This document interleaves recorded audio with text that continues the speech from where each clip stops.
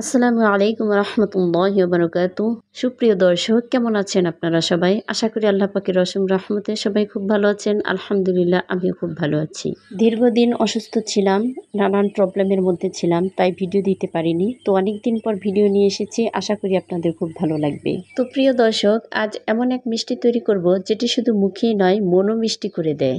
দোকানে গিয়ে লাইন দিয়ে কিনবেন না, আর ঘরেই তৈরি হবে রাজকীয় স্বাদের নরম রসমালাই। আসুন শুরু করি। রসমালাই বানাতে যা যা লাগবে চলুন জেনে নিই। লাগছে শুধুমাত্র একটি ডিম, আর লাগছে vanilla essence, baking powder, 1 cup গুঁড়ো দুধ, 1 টেবিল চামচ সয়াবিন তেল। এই সামান্য কিছু উপকরণ দিয়েই তৈরি করে নিব সুস্বাদু রসমালাই।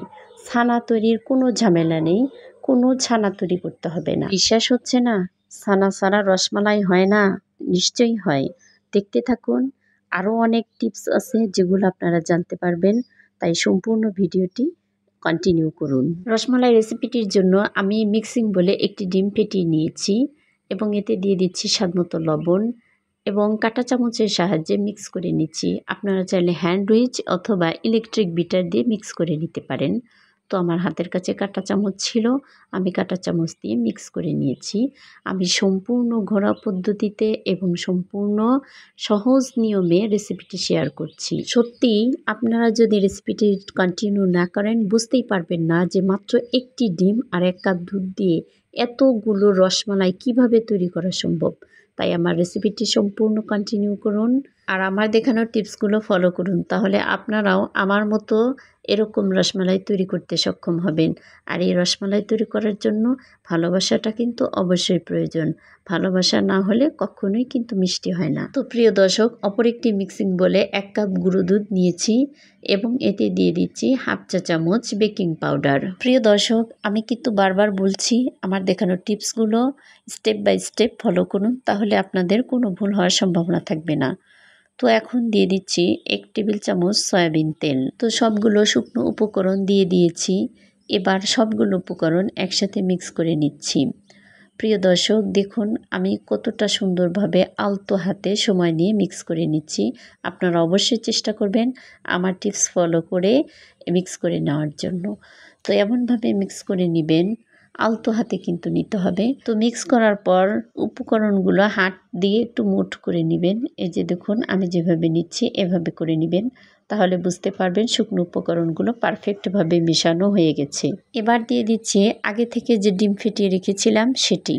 ডিম দিয়ে সবগুলো উপকরণের সাথে মিক্স করে নিচ্ছি। প্রিয় দর্শক, আপনাদের এখানে একটি টিপস শেয়ার করি, সেটি হচ্ছে মিক্স করার সময় আলতো হাতেও মিক্স করে নিতে হবে। বেশি চাপ দিয়ে বা শক্ত হাতে মিক্স করা যাবে না, আলতো হাতে করে নিতে হবে।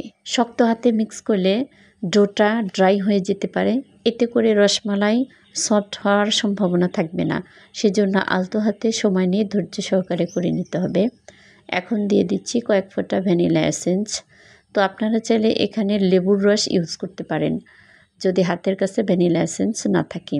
তো ভ্যানিলা এসেন্স দেওয়ার পর সম্পূর্ণ ডোর সাথে মিক্স করে নিচ্ছি। ভ্যানিলা এসেন্স দেওয়ার কারণ হচ্ছে ডিমের গন্ধটা দূর হবে। আপনারা চাইলে লেবুর রস দিয়েও এই কাজটি করতে পারেন। প্রিয় দর্শক, এখানে আরও একটি টিপস আপনাদের সাথে শেয়ার করছি। ডিমের সাইজ ছোট বড় হওয়ার কারণে অনেক সময় একটি ডিমে ড্রাই হতে পারে ডোটা। সেজন্য সেক্ষেত্রে আপনারা 1 টেবিল চামচ লিকুইড দুধ দিয়ে মিক্স করে নিতে পারেন। তো আমার ডিমের সাইজ একটু ছোট ছিল, তাই আমি এখানে 1 টেবিল চামচ লিকুইড দুধ দিয়ে দিচ্ছি। দুধ দিয়ে মিক্স করে পারফেক্ট ডো তৈরি করে নিচ্ছি। প্রিয় দর্শক, এই ডো তৈরির কাজটিও কিন্তু ধৈর্য সহকারে সময় নিয়ে করতে হবে, আলতো হাতে করতে হবে। আমি সম্পূর্ণ টিপস আপনাদের সাথে A to Z শেয়ার করছি, কোনো রকম স্কিপ করিনি। আমি যেভাবে করেছি ঠিক সেভাবেই আপনাদের সাথে শেয়ার করেছি। আপনারা আমার দেখানো টিপস ফলো করে অবশ্যই ট্রাই করবেন। কোনো রকম ছানা ছাড়াই যে এভাবে রসমালাই তৈরি করা যায়, আসলে আমার টিপস না দেখলে, আমার ভিডিও না দেখলে সত্যি বুঝতেই পারবেন না। তো কথা বলতে বলতে পারফেক্ট ডো তৈরি হয়ে গিয়েছে। এবার অপর একটি পাত্র দিয়ে ঢেকে দিচ্ছি এবং 10 মিনিটের জন্য রেস্টে রেখে দিচ্ছি। এবার চুলায় একটি হাঁড়িতে 3 কাপ রান্না করা লিকুইড দুধ নিয়েছি। দুধটি রান্না করা ছিল আগে থেকেই, আবার পুনরায় রান্না করে নিচ্ছি। তো এখন এই রান্না করা দুধে আমি 2টি সাদা এলাচ দিয়ে দিচ্ছি। সাদা এলাচ দেওয়ার পর কিছু সময় রান্না করে নিচ্ছি। এর ফাঁকে একটি পাতলা ডো তৈরি করে নিব, চলুন দেখে নেই। একটি মিক্সিং বোলে 1/4 কাপ গুঁড়ো দুধ দিয়ে দিচ্ছি এবং এতে দিয়ে দিচ্ছি 1/4 কাপ পানি। পানি দিয়ে চামচের সাহায্যে গুঁড়ো দুধের সাথে মিক্স করে নিচ্ছি। তো মিক্স করে নেওয়ার পর এতে পরিমাণ মতো পানি দিয়ে পাতলা বেটার তৈরি করে নিচ্ছি। মানে পাতলা বেটার তৈরি করার জন্য যতটুকু পানি প্রয়োজন অল্প অল্প করে দিয়ে পাতলা বেটারটি তৈরি করে নিতে হবে। এখানে পানির পরিমাণটা নির্দিষ্ট নয়। প্রিয় দর্শক, নিশ্চয়ই মনে আছে চুলায় দুধ রান্না হতে দিয়েছি।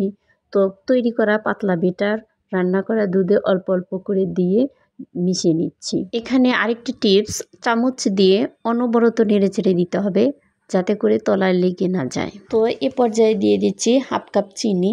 চিনি দিয়ে অনবরত নেড়েচেড়ে রান্না করে নিচ্ছি। এবার চুলার আঁচ মিডিয়াম টু লো রেখে অনবরত নেড়েচেড়ে রান্না করে নিতে হবে যতক্ষণ পর্যন্ত না দুধটা অনেক ঘন হয়ে আসে। দুধ ঘন করে রান্না করতে করতে এর ফাঁকে চলুন রসমালাইয়ের বল তৈরি করে নিই।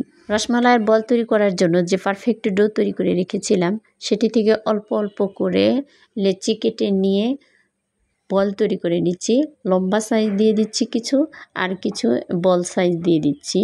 তো দেখুন প্রিয় দর্শক, হাতে আগে থেকে ঘি মাখিয়ে নিয়েছিলাম। অবশ্যই ঘি অথবা সয়াবিন তেল মাখিয়ে নেবেন হাতে, এতে করে বল তৈরি করতে অনেক সুবিধা হবে। ডো হাতে লেগে যাবে না এবং বল পারফেক্টভাবে তৈরি হবে।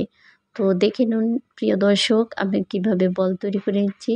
আপনারা অবশ্যই এভাবে তৈরি করে নেবেন। আপনারা চাইলে লম্বা সাইজ করে দিতে পারেন রসমালাই, কিন্তু আমার কাছে লম্বা সাইজটা ভালো লাগে না। প্রথমে একটি করেছিলাম কিন্তু মনে হলো যে না, রসমালাই আসলে লম্বা সাইজের দেখতে ভালো লাগে না, সেজন্য গোল সাইজ করে দিচ্ছি। আলহামদুলিল্লাহ সবগুলো বল তৈরি করে নিয়েছি। এবার তৈরি করা বলগুলো আগে থেকে যে চুলায় দুধ রান্না করতে দিয়েছি সেই দুধে দিয়ে 10 মিনিট মিডিয়াম আঁচে রান্না করে নিচ্ছি। তো আলহামদুলিল্লাহ 10 মিনিট পর রসমালাই রেডি।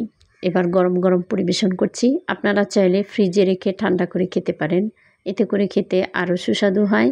কিন্তু যাদের ঠান্ডার প্রবলেম আছে আমার মতো, তারা এভাবে গরম গরম পরিবেশন করে খেতে পারেন। ভিডিওটি ভালো লাগলে একটি লাইক দিন, আর এমন অসাধারণ সব ঘরোয়া মিষ্টি রেসিপির জন্য চ্যানেলটি সাবস্ক্রাইব করতে ভুলবেন না। আপনাদের জন্য এমন মিষ্টি স্বাদ নিয়ে আবার আসবো।